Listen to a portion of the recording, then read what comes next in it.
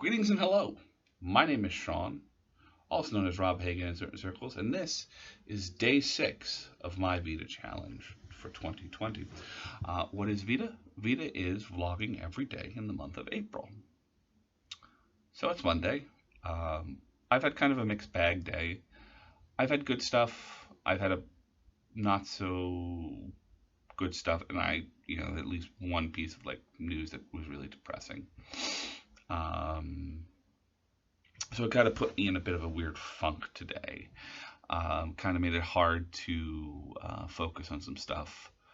I took a nap, rested for the day. Tried doing other things to get my creative juices going, and for the most part, they haven't quite been there. In fact, I've been struggling a little bit to record this particular episode of this thing, and I think I finally settled on what I want to talk about. I want to talk about what am I consuming in terms of content, which is something I occasionally ask myself, and it's interesting. I watch a lot of YouTube, like way too much. Like I'll fall asleep with it on, which I used to do with TV. I used to leave the TV on all the time. I think there was a point when I had cable, I think I was single-handedly propping up the Discovery Channel, the Food Network, and Turner Classic Movies and AMC with my viewing. It was like I would just turn them on and just leave them on. It's like I was if I had to choose, it would be the 4 channels I would have had.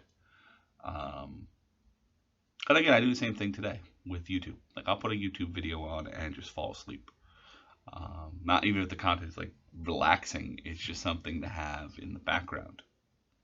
That said, what kind of medium am I consuming? So on YouTube, I watch a lot of people who play video games. I watch a lot of videos of just people restoring things. I watch, I kind of dabble in listening to, I listen to a lot of ASMR stuff because I find that super relaxing. And it varies, even that content. I have stuff that's deliberate ASMR and I have stuff that's incidental. But maybe we'll talk about, I think I will talk about that sort of thing in another thing. We're talking about just content though right now. But one of the things I primarily listen to is podcasts. And I thought I'd share, probably down below, there'll be a couple of links to the podcasts I currently listen to. Two of the ones that I have like a lot of episodes on my phone at the moment that I'm going through slowly but surely is the last podcast on the left, and a kind of longer term one I've been listening to the creator of for at least a decade at this point, called the Revolutions podcast. So what are they about? Well, last podcast on the left tends to cover conspiracy theories, serial killers, true crime, and various news stories and other things of the day that kind of connect to those sorts of things. If you enjoy that sort of thing, be it aliens or cults and stuff like that, it's really very informative. I do have occasionally disagreements because I think they tend to sometimes focus on the more sensational aspects of it and don't actually do a little bit more. I don't want them to debunk. I would prefer if they were a little bit more skeptical of some of their sources. They're very accepting on certain things, and then you listen to other shows like, really, you're going to deny that, but you're going to totally accept that. But that's the weird thing of listening. Anytime you listen to anything about conspiracies or serial killers or cults, you tend to discover people have built-in biases. But overall, I recommend it.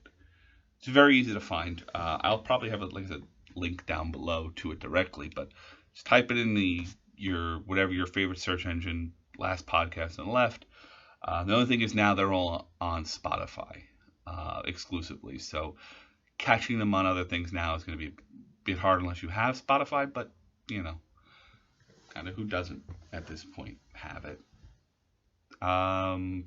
As for the Revolutions podcast, it too is also available on Spotify. It's also still available as a thing.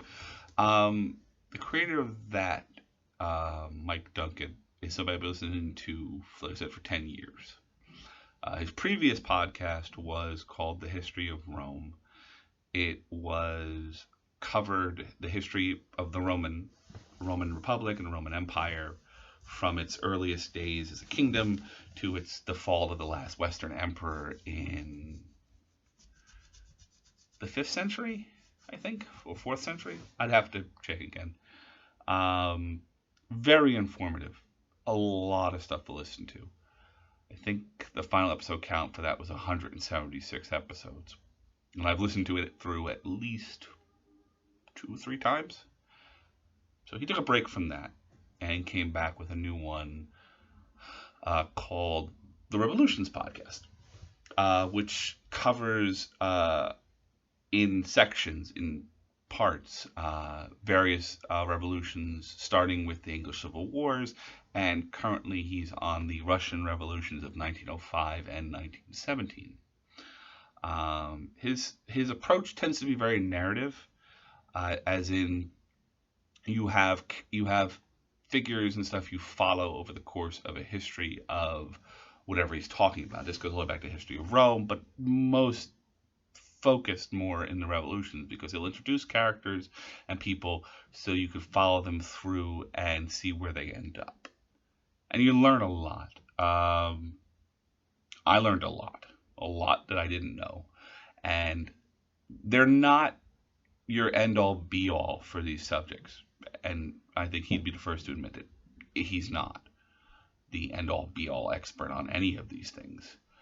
But what he does provide is a very good thumbnail for you an overview for you to begin to explore these subjects and do your own research.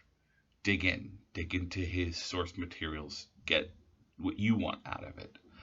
And the Revolutions podcast has been very has helped to ground me a lot in these more uncertain times. And puts me in a position where I've always had the philosophy of, I've always agreed with those, to understand the present you need to understand the past and understand that there isn't necessarily anything new under the sun. The names may change and some of the details might be and circumstances might be different, but